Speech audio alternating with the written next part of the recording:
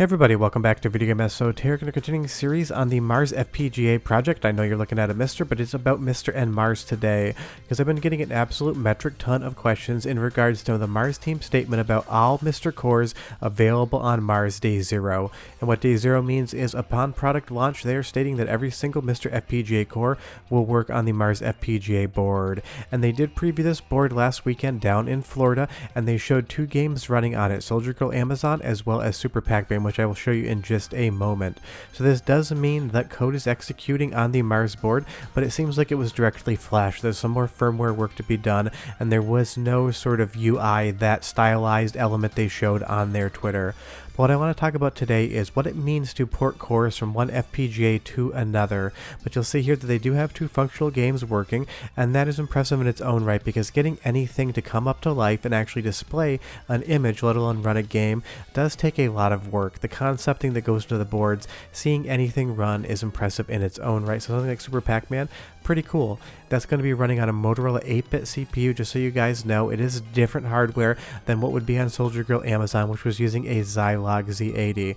And a lot of these chips have been obviously implemented under MiSTer FPGA emulation for a very long time, but let's talk about the cores that people actually want to play on something like MARS. Not to take away from Soldier Girl Amazon, but people want to know about Neo Geo. People want to know if the Sega Saturn core can be ported over to MARS FPGA, because that Day 0 statement does mean that people are anticipating being able to play the entire MiSTer library the day that the MARS board comes out of the box and you first hook it up to your television, and I would presume update to get everything up and running. Because there's so many awesome cores available on MiSTer FPGA, we need to talk about what could come to MARS.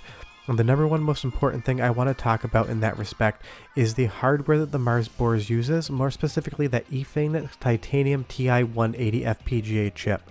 I want you to understand something about FPGA chips.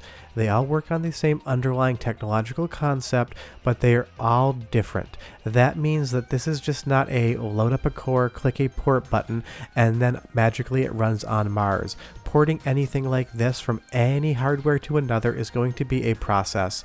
And if we take a look at all of the available cores from MiSTer FPGA, this list is absolutely massive. So what I'm going to do is be very fair here and assume when they say all MiSTer FPGA cores, they just mean the good ones, because something like the Dick Smith Wizard, I don't think anyone's going to care if that doesn't come over to something like MARS, or something like the Tomy Tutor here. If that doesn't run on MARS, if no one spends the time to port it over, you really wouldn't find anybody to be too upset about something like that.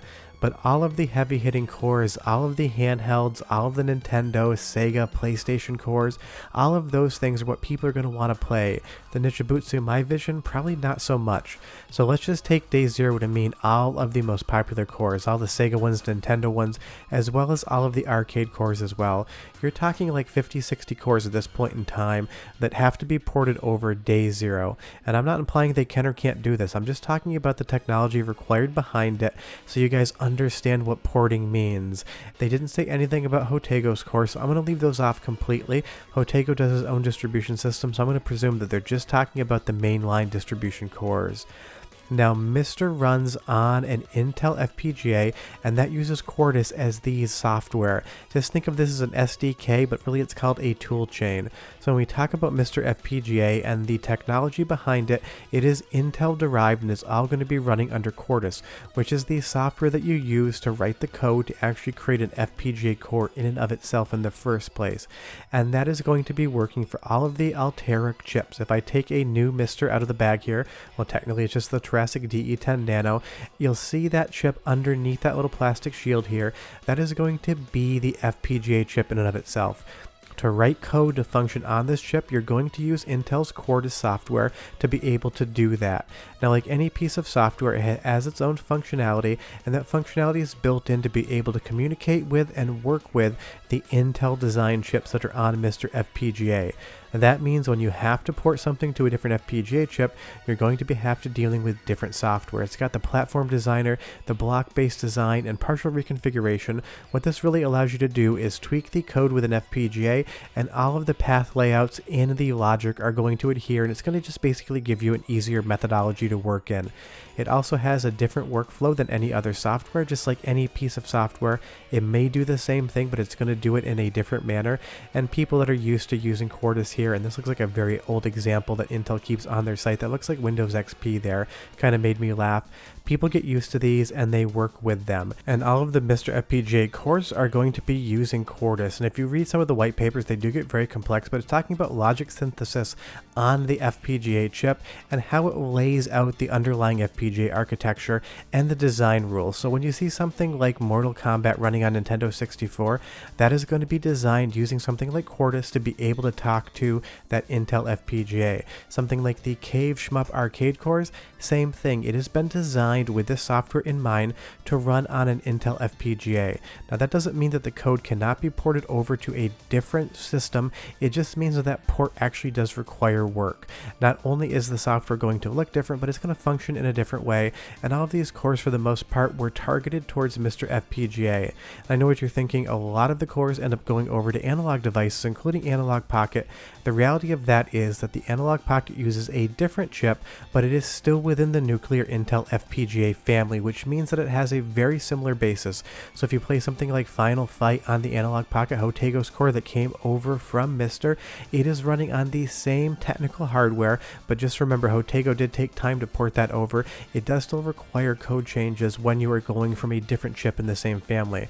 But something like the Titanium chip here, the TI-180, is a completely different chip from a completely different manufacturer, and it's going to be made in a completely different way, as close as it is to being FPGA. Think of it Intel versus AMD. Yes, they're both processors, yes, they both do the same thing, but the underlying hardware and how they function can and will vary depending on what the design calls for. If we go over to the ePhoenix site here, it uses Efinity software, and I don't know where they got that art from, but I'm getting some big 2000s Mortal Kombat Scorpion versus Sub-Zero vibes here. But the Affinity software is a completely different piece of software that technically does the exact same thing as something like Quartus does, which means that you do need to pivot code bases and you do need to make changes and actually recode a little bit at least of these cores. It's still going to support the same basic languages, so it's not like you need to change the coding language for the most part, but it is a different tool chain that has different functionality and will require the open source MiSTer FPGA cores to be reworked to run on something like MARS. And I'm just talking about this because I know a lot of people out there think that porting something like this, they hear FPGA chip and they think it is a free port. That is not true whatsoever. Each one of these cores will have to undergo a testing period as well as a transition port period from something like the Intel FPGA to the ePhoenix FPGA. It's basically identical to when I used DaVinci Resolve to run this entire channel as well as do all of my professional filmmaking work. DaVinci Resolve is a nonlinear editing system with a lot of different tools in it. Now it doesn't do anything fundamentally different than Adobe Premiere, but I cannot take my project files and move them over to Premiere. They need to be reworked. And that's what we're talking about when we talk about moving from an Altera or Intel designed FPGA chip to something like the ePhoenix TI-180 that is on board the MARS FPGA project. These ports are not free, they all require work, but you guys keep asking about what day one on a MARS FPGA means. What that means is they are stating that all of the cores that work on MiSTer will be available from the time you open up that MARS FPGA box. And I've only really gone over what the different FPGAs are as well as the different software and tool chains used for them. There's so many different things that would probably just get too needlessly complex for a video like this. The different timings, the actual logic layout on the FPGA, it is possible that some of that design layout may need to change on the Titanium TI-180. I'm not aware, I am not an FPGA coder or designer, but my presumption is that it is not just a quote-unquote drag and drop. And we're not even really sure who's doing these ports. Are the original core makers going to port it over to MARS? Is the MARS team going to port them over themselves? This is all information we hope to see soon when we get another demo of MARS FPGA. If you have any questions, leave them down below. We're done and have a good weekend. Bye-bye.